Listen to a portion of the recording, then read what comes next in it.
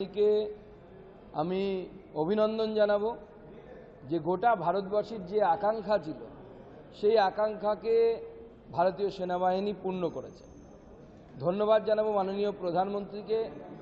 মাননীয় প্রধানমন্ত্রী শ্রী নরেন্দ্র মোদী সেনাবাহিনীকে, যাকে হিন্দিতে বলে খোলা ছুট অর্থাৎ ফ্রি হ্যান্ড দিয়েছিলেন, এবং সেই ফ্রি হ্যান্ডকে ব্যবহার করে ভারতীয় সেনাবাহিনী উপযুক্ত জবাব দিয়েছে, সন্ত্রাসবাদের কোমর ভেঙে দিয়েছে।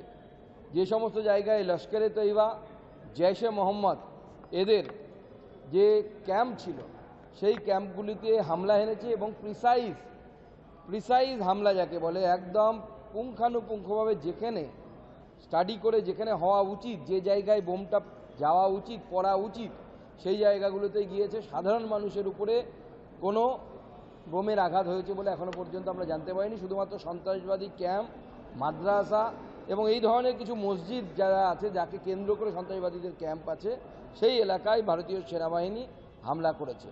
এই জন্য ভারতীয় সেনাবাহিনীকে, মাননীয় প্রধানমন্ত্রী নরেন্দ্র মোদীকে, ভারতের মাননীয় মন্ত্রী রাজনাথ সিং সহ কেন্দ্রীয় মন্ত্রিসভার সকলকে অসংখ্য ধন্যবাদ জানাচ্ছি। দেশের বিভিন্ন প্রান্তে মানুষ আনন্দ উৎসব পালন করতে শুরু করেছে, এবং সবথেকে সিগনিফিক্যান্ট আমার লেগেছে যে এই অপারেশনের নাম দেওয়া হয়েছে সিঁদুর, বা হিন্দিতে যাকে সিন্দুর বলা হয়।